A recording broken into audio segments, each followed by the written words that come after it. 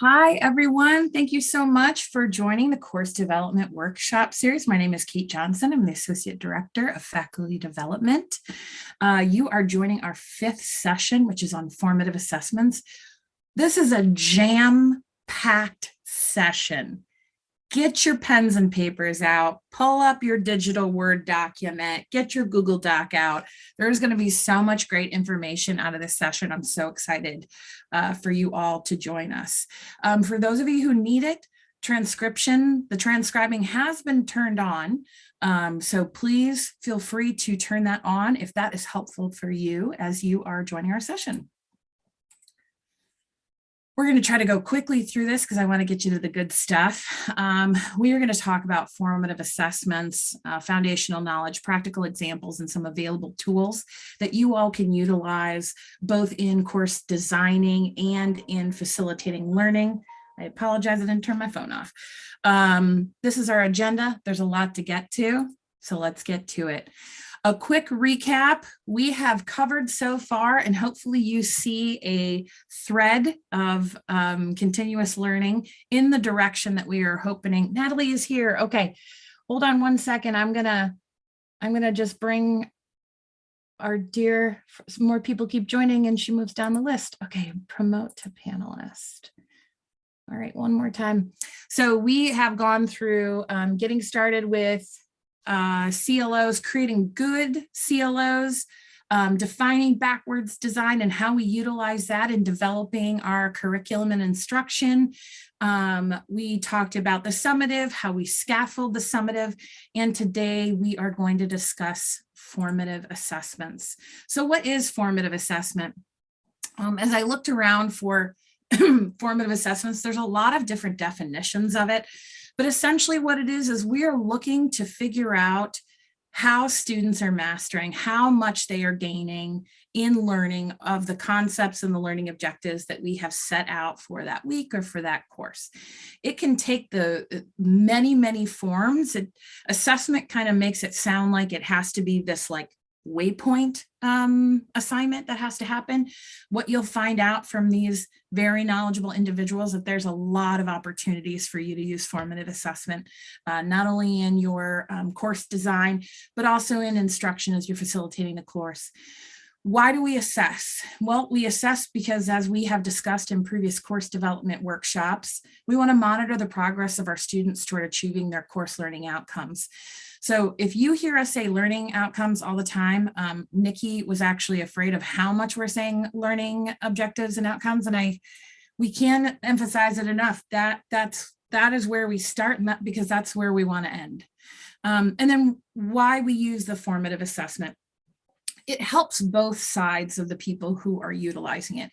It not only helps students understand, hey, I am mastering some of this information, or maybe I don't quite get what I'm trying to learn in this particular section or on this particular topic. But then it also helps support the facilitation of learning so that faculty can, check a quiz, for example, and see, oh, these 10 students sort of struggled with this concept. I can then reach out to them with a little bit more information around that concept so they have a little better idea. So we can differentiate that learning for our learners, and they can, with those supplements, return back to the median level that we're hoping that our students are learning on throughout the course. So let's do this. K-12 people can write a book on formatives. Isn't that the truth, Allie? I know. I'm actually going to be interviewing my sister, and I want to talk to you, funny enough, but about something regarding formative assessments. So let's put in the chat, in your current course, in other courses that you've developed in your K-12 days, what are types of formative assessments that you've used in your classroom? And it's okay if we're talking Canvas, Blackboard. What are some things that you've done? And again, not all assessments have to be, it could be, a thumbs up in a live class. Do we have any other questions, right, about that? Is a simple formative assessment. Do we all have a simple understanding of what we're covering right now? Do we have any other question? Fist to 5. Feel like we'll need to learn more about this. You're doing it now, Kate. Checking the pulse of the audience. Learning labs, quizzes, late points deduction, fishbowl exercises.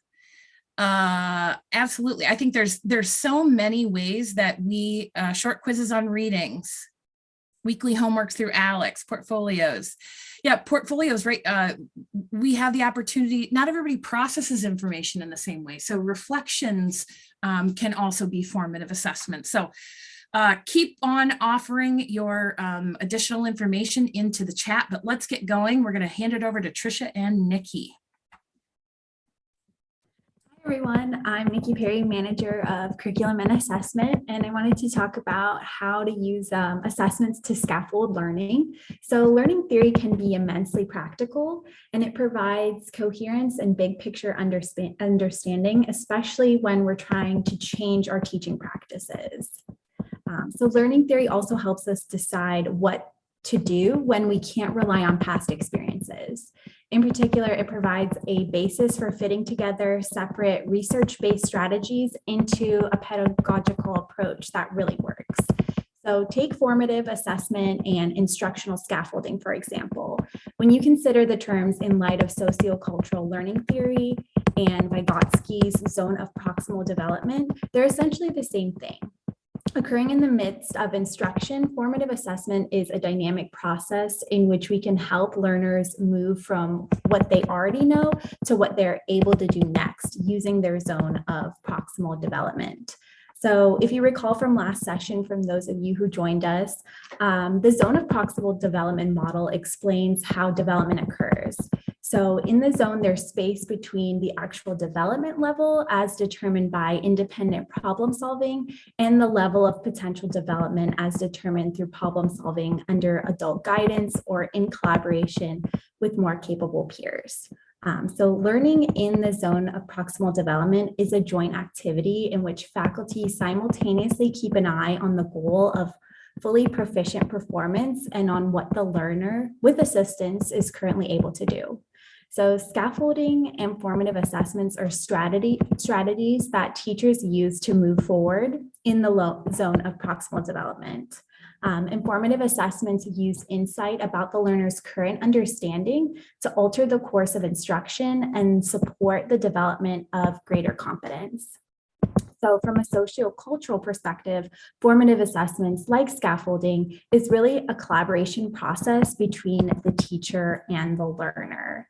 And then the instructor and the student, they should come together on a mutually agreed upon expectation for the work and kind of agree on a common action plan to improve the student's performance. Next slide.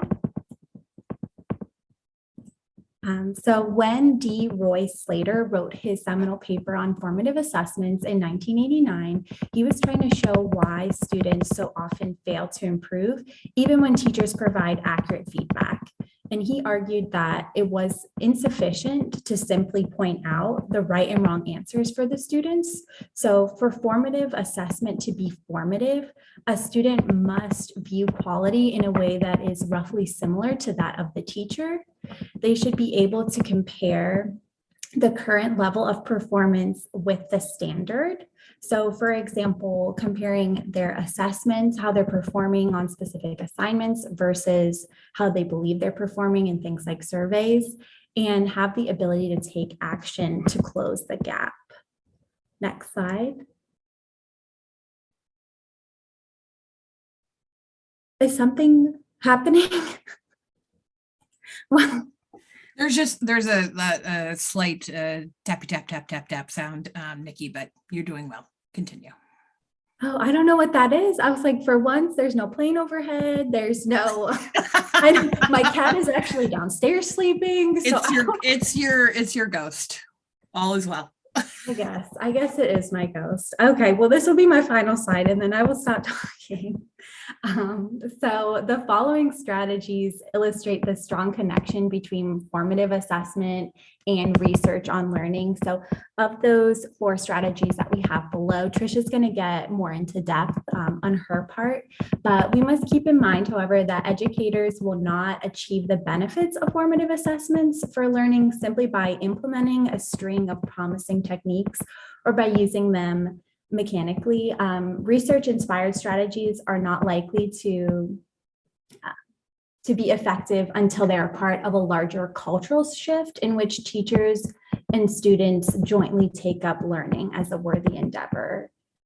So this really needs to be deliberate and intentional, and learning really needs to be co-owned by the student. And that's why it's so important. And you want to make sure you get the students' feedback, and that the students are kind of embracing the feedback that you're giving them. Right. Next slide. Thanks, Nikki. Hi, everyone. I'm Trisha Lauer, the Vice President of Assessment and Curricular Affairs. If you're wondering why Nikki kept probably looking off to the side, other than the fact that now we can joke that she was typing while she was presenting, it's because this group, earlier we were in a Teams chat, and they're like, Trisha was on fire yesterday about formative assessment and formative work.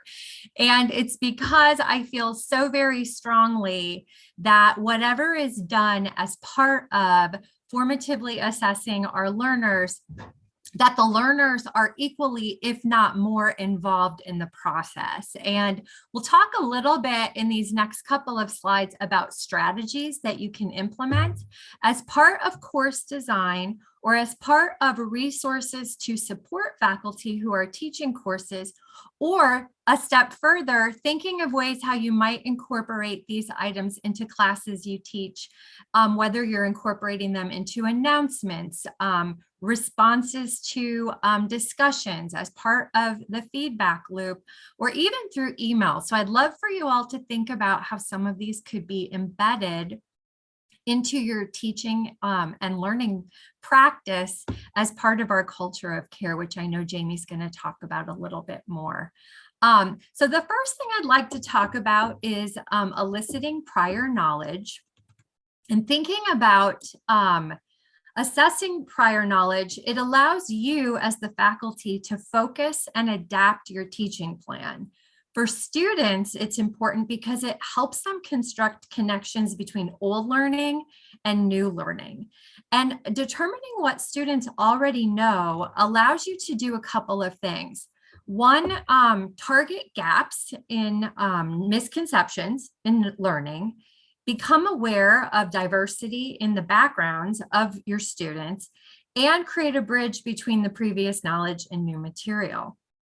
When you incorporate background knowledge, some considerations are to communicate that this type of assessment is not taken for a grade, and also maybe to use technology.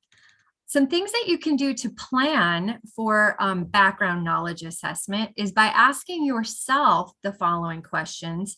What do you assume that students already know? What types of questions will help you confirm those assumptions? What are common misconceptions or myths potentially related to the concept or subject that you're trying to deliver? And how are you going to analyze and respond to the data that the pre-assessment involves? That's really important, and something I feel very passionate about is once you have the data, what are you going to do about it? And what is on this slide are some different ideas of ways that you can embed formative assessment where you're eliciting prior knowledge into your classroom, whether or not you're using a Canvas quiz or Qualtrics surveys, posing open-ended questions, whether that be in the discussion or sending out an email to your students.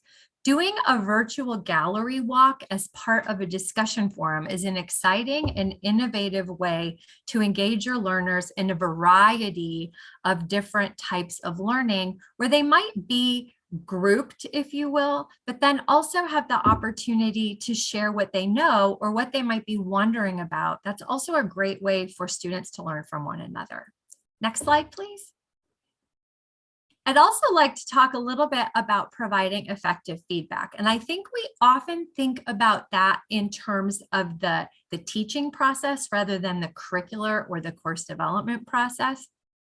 But I would like to share, because I know there's a lot of interest in peer feedback, some strategies and approaches that really have been helpful for me and that I like to use. How many people have heard of the RISE model for peer feedback? I love the RISE model, and I'm actually going to ask Nikki to throw into the chat a link so that some of you can see what the RISE model is about. It's an acronym, really, that stands for Reflect, Inquire, Suggest, and Elevate. For those of you who know me, you should know it's not a surprise that it's aligned to Bloom's taxonomy. And it has 4 tiers in its model where users are asked to reflect, build a constructive analysis through inquiry, provide suggestions and ideas to help elevate one another's work.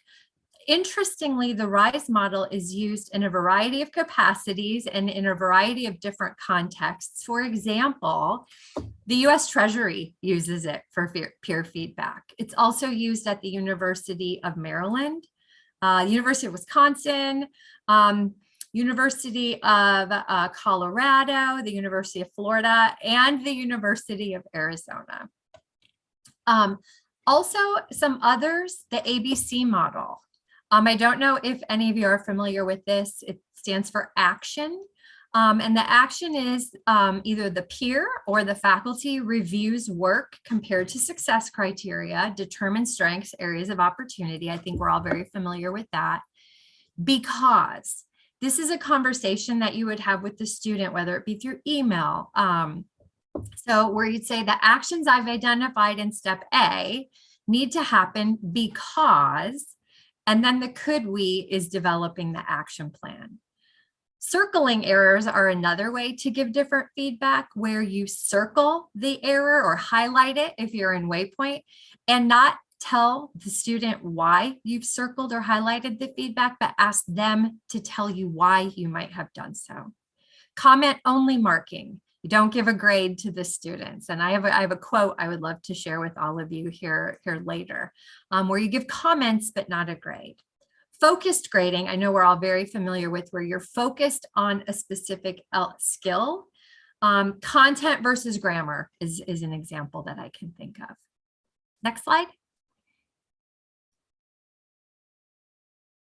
Teaching for transfer of knowledge. This is the third item that Nikki shared earlier on her slide. Learning theory suggests that a variety of teaching strategies can help students transfer their knowledge, including practice with conceptual understanding, comparative scenarios, and clear roadmaps for learning. Transfer signals that a learner's comprehension allows them to recognize how their knowledge can be relevant and then apply it effectively outside original learning conditions really shows that transfer is the hallmark of learning. So here are a few other strategies that you can provide your students. Being explicit about the learning, sharing the outcomes. I know we post the weekly learning outcomes, and at the beginning of a discussion or assignment, we say, here are the WLOs, here are the CLOs. I almost sometimes feel like taking a poll of students and be like, do you know what WLO stands for? Do you know what CLO stands for? Do they go back and look, right? These are questions that I often ask. And I've provided an example of a sample roadmap I was thinking. I was inspired earlier this week talking to one of our faculty colleagues about a British literature course that I took in college. Focusing on core concepts, as I mentioned, the comparative scenarios, including activities that promote deeper learning over a period of time that build on themselves. Charles Holmes, I don't know if you're here today, or Christopher Tex, but you inspired me yesterday in the development dish. So the example I provided is for you. It's related to public health, where you take learning that you've perhaps done together in a class and extend it to different situations. Last slide, please.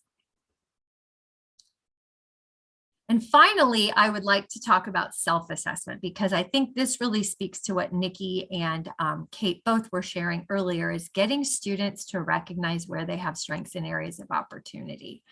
I remember back to my own experiences with learning, I never really learned how to assess my own learning, right? It was like I was always dependent on my teacher to tell me how I was doing. I was looking at the grade. And then if you think about our population of learners, many of them did not have successful or positive experiences with their different learning. And so, you know, that might not have been an area of focus for them. And it might be a little scary, quite frankly. So how do we model what success looks like? How do we have them practice and be able to identify success and ask them where they haven't been successful and what they might do about that? And I know that takes time and practice, but I think that's the important hallmark of learning. And also providing students opportunities to justify where they have strengths and areas of opportunity. And I know, Allie, you mentioned earlier in the comments, like if you're a K-12 teacher, you have a whole toolbox full of different strategies. I've listed a few things here. I could go on and on with some of these. I really enjoy doing them in class. Just walking through a 1-minute essay, having students, you know, set the timer and type about what you know or what you don't know or what you're still confused about. Send it to me in an email. 3, 2, 1, 3 things I've learned, 2 questions I have, 1 insight. I think about how we're starting to cohort some of our classes or build upon prerequisites. How might you encourage a student to end a course with this exit slip, if you will, and then use that information in the next course to help guide some of the work that you do? An analogy prompt. These are where you have students take a concept and turn it into an analogy. These are like little 1-sentence blurbs. They can be really fun and different ways to engage and tap into the creativity of your learners. A really simple example: life is like a roller coaster because it has ups and downs. Something simple and fun and easy to do. Concept maps, misconception checks is where you give a misconception. Is it true? Is it false? Or ask a math problem. Is it true or false? You know, don't do the problem on your calculator. Just tell me what you think. Or is the reasoning behind how the student arrived at the answer correct or not correct? And then, of course, the exit card. And I'd like to end with one statement from someone who I really look up to in my profession. His name is Dylan William. I don't know if any of you have ever heard of him. He's a British scholar from North Wales. Something when I took a seminar with him, he shared with us, and it's a quote that he probably says at every conference or seminar he presents. But as soon as a student gets a grade, the learning stops. We may not like it, but research suggests time and time again that this is a stable feature of how our human minds work. So with that, I'll pass it on. Thank you. Thanks, Tricia. We are going to hand it over to, and for those of you who have been to sessions before, Amy is out sick.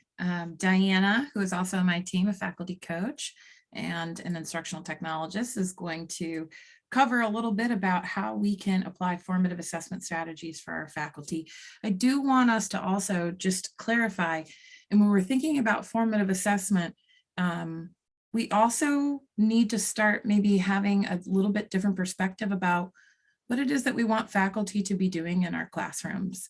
So if differentiating learning is part of what you want to see your faculty doing, that as you change how your curriculum is built in your class, it may change the way that you want your faculty participating in supporting your students. So something to think about and something that I'm really excited to dive into in the future. Go ahead, Diana.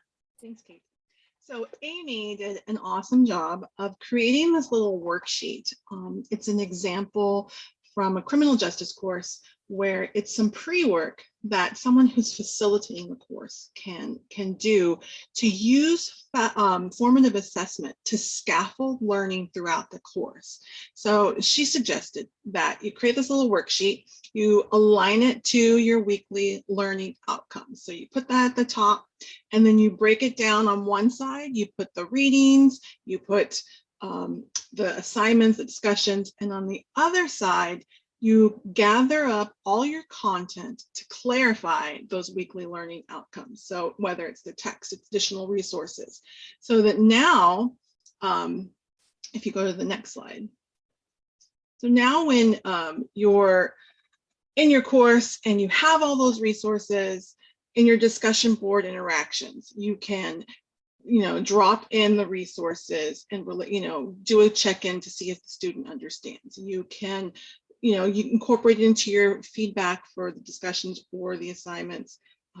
Announcements are a great way for our faculty to use formative assessment to do that. Open-ended questions, hey, like some of those examples that Tricia provided, you could use those in an announcement, open up for responses, and you have already gathered all of your content that's related to the weekly learning outcomes. So now just go to your chart, drag and drop it in there, and you're providing additional resources, but you're also doing a formative assessment to see how your students are doing. So that is just Amy's quick tip on how to incorporate scaffolded learning and formative assessments. So here is a graph that I found in a book in our library, so everyone has access to this. And it basically takes some of the types of formative assessment that Tricia already presented on and went in depth about. And it's kind of puts us in this table where everything fits into a bucket, right? You're going to go choose a formative assessment. And first, where is the student in the learning process? Are you at the beginning? Do you want to assess what they know so that you know where they're going? Do you want to assess where they are right now? Or do you want to provide some sort of feedback or learning that's going to help them get to where you want them to get? And then you can see that there's all of the different types that Tricia was talking about, and a couple more little ideas. And then who's responsible for that learning? Is it the instructor? Is it peer work? Or is it the learner? So if you have this kind of visual thought going on, where do I want my assessment to fall? And then if you go to the next slide, we're going to look at what's available in Canvas. So you know that because it's a Canvas space, we have some certain limitations. Well, we have what we have available, the opportunity and the tools that we have. And so your role as a developer would be to look at the available tools and see how you can adjust them to fit into those buckets, and to find the right type of assessment that you need for the learning objective that you're trying to meet. So for discussions, can you fit that? Can you make a peer review? Can you give a reflective discussion? Remember that formative assessment happens while the learning is happening. So you want it to be, kind of broken down, that scaffolding, it's going to help with that.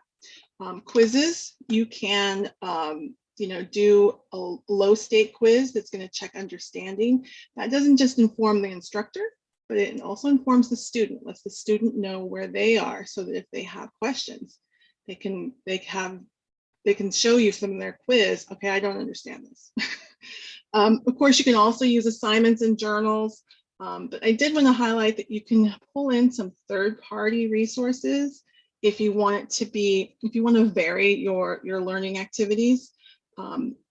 Definitely can use that, the embedded quizzes in Canvas, but you also could use Quizlet that has the flashcards, and it's just a link that you can provide. Flipgrid, I believe that, I don't know that you can embed that in Canvas, Julie, but, oh, Kate's shaking her head, yes. So that's another thing. Flipgrid, Adobe Spark, Canva, uploading videos, those are all examples of tools that you can provide to students so that they're creating content. And I know that at the dish yesterday, we talked about infographics as a way to do kind of a low stakes formative assessment. Here, do this activity on an infographic. And so these are some resources that could help you kind of fill in those learning activities. Next slide, please. That was it for me. Okay, thank you, Diana. Natalie. Thank you. So as you are revising or creating a new course, a quick way to check the scaffolding of your weekly activities is to utilize the course map. And the course map is found on the last page of the course guide development template. And it contains the course learning outcomes, activities, both graded and non-graded if you have them, and which week that is in within the course. So when you complete the course map, you should see a somewhat even distribution of your activities and formative assessments throughout the course and for each CLO in the course. All right, I am super excited to have Jamie here with us today, who is an absolute wealth of knowledge, but she has so much to share with you. You came to the right workshop if this is your first one, but I'm going to hand it over to Jamie to talk a little bit about formative assessment from her perspective as a faculty member. Right, great, thank you. I am excited to be here with you today to talk about one of my absolute favorite things, and that is organic instructional design. And this particular presentation obviously will have a focus on formative assessment. And we see a quote there from someone we'll be talking more about in this presentation, Frank Lloyd Wright, the famous architect, where he talks about gracing the environment, not disgracing it. So I'm going to take a little different look at formative assessment and take a look at how we do it matters, why we do it matters, when we do it matters, and really trying to connect with students so that we can get deep feedback on formative assessment. So if we can go to the next slide. I am a teacher partner at Falling Water, which is Frank Lloyd Wright's masterpiece, very near where I live. We're fortunate to have 6 Frank Lloyd Wright homes here, and you can sleep in 4 of them if you ever want to go on vacation, but not this one. But you can tour this one. It's wonderful. It is a World Heritage Site because it is deemed to be the best example of residential organic instructional design in the world. He was amazing. Built in the 30s, just after the Depression. We're going to take a look at formative assessment in terms of Frank Lloyd Wright design principles that deal with fit and leveraging the tools and resources that you have, and how to right size your assessments using the spelling of Wright's name. And he really was intentional about fitting the design into the environment. In this case, in Falling Water, he would always say, you can hear the waterfall when you look at the design. They're so closely related. So those core concepts are so closely related to the design, it just makes sense. So let's move to the next slide. And there is the master himself. And we're going to talk about how my job as a teaching partner at Falling Water is I'm the only online instructional designer on the team, but I get to work with some of the most amazing artists and architects in the world who come to do residences at Falling Water. And I get to see how they see the world through their eyes and figure out how could I apply that to online learning, because these people are masters at what they do. So Wright is known for saying the site determines the features and character of the design. So we'll talk about a number of things. Some of them might be great fits for your course, some might not, but hopefully there'll be some takeaways here for you that will work well for you for the site, for the course that you have. So let's move forward. Okay, one of the first Wright design principles and the best example of any of his buildings in terms of cantilevering is Falling Water. Cantilevering is anchoring into a source. In this case, there's a rock bed on the left side of that house, and that house is built on the rock bed. Everything is anchored into it, and everything is cantilevered that can be cantilevered in the house, including that giant awning that goes up to the guest house. It's only held up by those skinny little poles on one side. It is an amazing, amazing piece of work. And even the furniture, the desk there that you see is cantilevered. He doesn't like to block the view, wants to be very, very close to the outdoors. He wanted you to be able to sit there and open that window, which unfortunately opens inward. So he just cut a semicircle out of the desk so you could get as close to nature as possible. So we really want to get as close to the core concepts of the course and have our formative assessments make sense with the core content of the course so that students can see our logic and why we're asking what we're asking and have to anchor in that. So let's move to the next slide. I'll show you how I start to do that in courses and carry that forward. I start day one in my courses doing this. I know we all have some kind of chart that we keep, right? So I have a little spreadsheet that tells me the usual logistics of here's how many times I talked to this student. Here's how many times I posted this week. Here's how many days this week I posted. I take care of all that. But I also have a column for notes. And I start filling that in as soon as I read the introductions on day one of the course, because they're telling me something that matters to them in those introductions. And it could vary from anything from their dog's name is Rascal, and they talk about Rascal in the whole introduction, to, hey, this particular course that I'm teaching, we take a look at social problems, huge societal problems, and how we could address those. Here's somebody that does community art. I can follow up with her on that and start to tap her in discussions for that. So I start making little notes to myself. And then when I communicate with those students, I always draw from that. So they know that it's just not a generic thing. I'm really focused on you and your work. I want to get a feel for how you're feeling the course is going and how it's helping you. So this little spreadsheet is invaluable to me, and I keep building on it all throughout the course. That's how I cantilever my conversations with the students. Everything comes off that spreadsheet. Okay, we'll go to the next slide. The next principle that you'll see in all of Wright's work is honeycombing, or the perfect fit. And I think that's important with formative assessment. Any assessment, it has to make sense with the content. It's not something that just extraneous you threw in because now I need to grade you on something, but it makes sense that I would be asking you these questions at this time in the course. Frank Lloyd Wright's favorite shape was a hexagram. He thought it was the most perfect shape in nature. That's why the honeybees use it, because it is perfect for nesting and for not wasting any space at all. There's no space in a honeycomb. You can't look through. It nests perfectly together. In fact, my kids and I were driving down the road the other day, and a truck was in front of us with all these round tubes in the back, and they were rolling all over in the back of the truck. And my kid said, "I know what you're thinking." I said, "What?" "You're thinking Frank Lloyd Wright would say, if those were in the shape of a hexagon, they wouldn't be all rolling all around in the back of your truck. They would stack nicely." So how we stack the assessments makes sense, and where we use them makes sense. We can go to the next slide. Here's some examples of honeycombing. You'll see it falling water. Everything's built around the rock bed. When he saw those rocks jutting out of the side of the mountain, that's where he decided to site the house. The exterior of the house has those rocks jutting out. There's no smooth surfaces. Same thing on the inside. That big boulder you see by the fireplace on the floor is actually the boulder that's coming out of the mountain. He just built the house around it so that it would anchor. And then it all flows beautifully and seamlessly from indoor to outdoor. The house is really an extension of the waterfall. And that's really what I try to do with my formative assessments, is have them be logical extensions of how the course is designed. So it matters when you ask them and where you ask formative assessment questions. So we'll go to the next slide. So when I get a new course in particular, the first thing I do is start to do this dissection of the modules.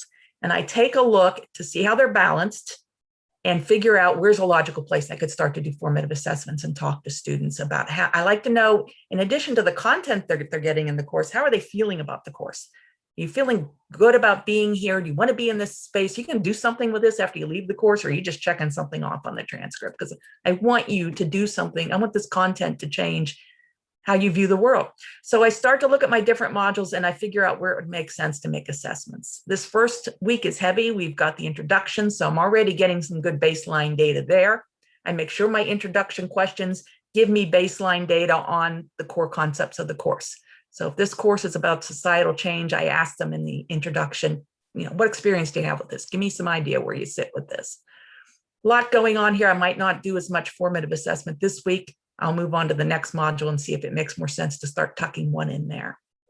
So do a good analysis of what's already in the course and figure out where it makes sense to ask to do some formative assessment.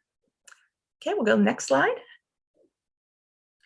Okay, this is the the infamous stone floor at Falling Water. Actually, when they had to do some reconstruction and put some cabling in to shore it up, they numbered each stone and took pictures of them because Wright specifically chose the stones and chose where they should be positioned. And it is the best hot stone massage for your feet. You'd think it'd be uncomfortable, but believe me, when the teacher partners get in, we're not allowed to sit on the furniture anyway, because that's all Wright furniture. He designed all the furniture too. Shoes come off, we are on that floor because you want to be as close to that space as you can be. You love being in there and it's incredibly comfortable. And those are actually my feet. I wanted that to be my Christmas card. A couple of years ago, my kids vetoed the idea and said, we should really be in the Christmas card. Like I could sneak it in, I could Photoshop it in the corner or something, but the space that you're in matters. So it's important to think about how the course is designed, where the assessments are happening, so that it all logically flows together and people want to be there. So Wright notoriously says, live intimately with the thing you love. Show people that you love this thing that you're working on, and they'll love it too. So I think it's important for students to see that. We can't expect them to show us how much they love this content if we're not exuding some excitement about the content. So if we go to the next slide, I'll show you an example I just ran into last weekend. My daughter and I, it's full on fall here. So my daughter and I were in search of an apple dessert. We went out trolling last weekend and went to a local restaurant here, and they had one on the menu, this beautiful apple caramelized butter cake thing. So we ordered that. We started to dig in, and I said, wait a minute, look at this dessert. Look how it's plated. And that chef took applesauce, which is more permanent than that caramelized sauce that runs all over the place. He took applesauce and drew a little heart next to the dessert. I asked my teenage daughter, I said, what's he telling you? What's this chef telling you? And she said, he really loves this dessert and he thinks a lot of this dessert. I said, yeah, what else is he saying? He wants me to love this dessert. Look how much time he took in the plating and the way that it looks. And she said, it's really going to be good, isn't it? And I said, you can't wait to jump into that dessert, right? She said, no, it was delicious. But just the extra effort he took to plate it up in a way that was enticing, in a way that showed he really, really cared about it, I couldn't wait to eat that dessert. Even if it wasn't good, I was going to be excited about being in there. So it's important to figure out where can we add a little extra touch of love in our course to show that we're excited about what's happening here, and I want you to be excited about it. That's why you're here. Formative assessment will help you figure out where those spaces are. We'll go on to the next slide. One place I like to do that is personal check-ins with my students. I know it takes time, but I like to communicate with them in messages one-on-one and figure out how they're feeling about the course. This is an example I just got in the last week or so from one of my former students. He's been out of the course for a while. He was in the military. He was getting deployed, so he's always trying to work ahead in the course. He was trying to get it finished, and we had phone calls, and I was giving him a lot of feedback. He was really working hard, but he sent me this note. He hasn't been in the course now for a couple months. And it says, I know it's been a while since I've been in your course, but I just want you to know that rather than do a half-hearted job on this final paper, which is all I'm going to have time to do with the deployment, even if with that incomplete, I decided to retake this whole course. I want to get as much out of it as I can, because I'm constantly telling them that you can do this course will impact your life. I appreciate all the time you calling me and giving me all this feedback, and I'd like you to see my best work. Can I request you as my instructor? Obviously, that one's in my keeper file. I am going to keep that one. And I often sit and think, where did this light switch come on? What happened? It happened in the formative assessment when I was going back and forth with him on how important this course is and how much I wanted to impact you. What can I do? That clicked, that light came on for him. And he is going to do something with the content in this course long after the 5 weeks when it's over. And that is exciting for me as an instructor. And I want students to see that. Formative assessment gets us there. We'll go on to the next slide. Okay, move these along here. I know we're pressed for time. Another Frank Lloyd Wright design principle is this idea of compression, or a very small kind of swoosh space. The entrance to Falling Water is, nothing fancier than what you'd see at Lowe's, and it's not a big fancy grand entrance. He did not like those. So he compresses you and kind of swooshes you. And next slide. And then you're released into the grand space, because it really does kind of draw you into the space. And I think we do a beautiful job of that here. This is the living room at Falling Water. we'll go on to the next slide. I think we do a beautiful job in our home pages and our course with the way those tiles are laid out. Right? It's very non-threatening. It's very informative. Here's all the stuff that you'll be doing in the course on one little page. You can see it all there. But it's a good place to consider where assessments are happening and where you could tuck in some formative assessment without it looking scary. You know, if this just said assessment, assessment, test, test, test, it would scare people to death. But it's a good way for you to figure out, I'm going to tuck some in here and get a little of that, show students how much I'm attached to this course and how much I enjoy it. We'll go on the next slide. Real quick, another principle of Wright's is it's unnatural for humans to live inside of squares, inside of squares, inside of squares. Nothing in nature grows in a right angle. You won't find right angles at falling water. He hates them.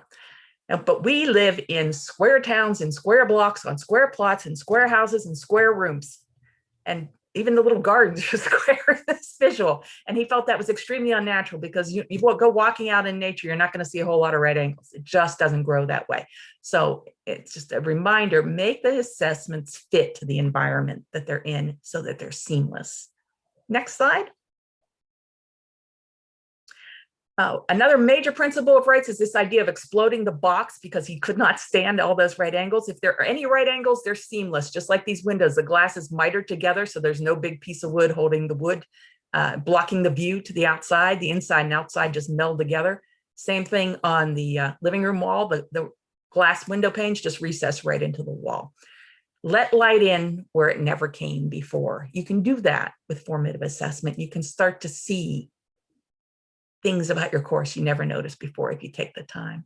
Next slide, we'll go through here quickly. I know we're short on time. So this just illustrates we have a lot of ways we're conveying information in this course. There's videos and transcripts and charts. Think about different ways you can do formative assessment. Doesn't always have to be a check the box survey kind of thing. It can be more informal and still very, very informative. Next slide. Take advantage of the tools we have in Canvas to right size your course, just like we did it, Wright did at Falling Water. That house sits over a waterfall. It was the 30s. It's hot in the summer there. So he opened up this stairwell out of the living room. You push those windows back. You have this rush of ice cold water always coming off the mountain. You have a natural air conditioner coming into the house. So look at ways that you can just seamlessly make your course still very comfortable, but gather that data that you need. Okay, we'll go on to the next one. And I have to always mention no clutter. That was a huge right. He has no garages. There's no attics. There's no space for clutter. You get a carport, so you can take your groceries out and not get wet in the rain, but that's all you're getting. So don't clutter up the course. Make sure these formative assessments make sense where you put them, that they're not just add-ons that aren't logically placed. And next slide, we're about to wrap. This is one example where you can put your touch on a course to show things that are really important to you and gather that kind of feedback. You have control of discussions, you have control of announcements. This is a piece that I add in my course to help my students scope the solutions they're going to offer to societal problems. I saw this at a museum in Cincinnati. This man had a camera and he had a piece of cloth. So he made a death shroud. This is in India, and he is showing how pollution destroyed his once sacred river, and everything there has now died. And it is multiplying so fast, it's killed the fish, the animals, the people that live there, and he's drawing worldwide attention to it. All he had was a piece of cloth and a camera. So students really resonate with this when they're trying to scope, what could I do to make a difference in the world in this course? Okay, next slide. And finally, what we measure matters, and how we measure it matters. At Falling Water, they were concerned the house might be moving. So they got this stick, and they cut a stick in the woods and they put it between the trays of the house, because there's 3 trays to that house, just to make sure they weren't dipping. And what they didn't realize is the whole house was dipping into the water. So that's why we had that reconstruction in 2002. So it makes sense. It makes a real difference what tools you use and how you use them, because you can think everybody's doing okay. Maybe their grades look fine in the grade book, but maybe your whole course is falling into the water and you don't realize they're missing something major. Formative assessment will get you that information, and you'll be able to make the corrections before your course slips off the hillside there. And finally, Enjoy right-sizing your course. If I could ever help you in any way with any of this right content, let me know. But I love this quote from him as well. Give people pride to be in the environment they're in, the course they're in, learning that content. Respect them while they're in there, and they will want to be in that space, and they'll carry that work forward. Well, Jamie, thank you so much for, I don't know that we could have assumed that we would be talking about formative assessment in an analogy that involved Frank Lloyd Wright, and that is incredible because it all fit beautifully. I want to thank everybody for joining us today. There's so much more information, and please know that we are just getting started as it comes to supporting faculty in course development and utilizing course development principles to facilitate learning within their courses. Thanks so much, team, and we will see you next month. Bye-bye.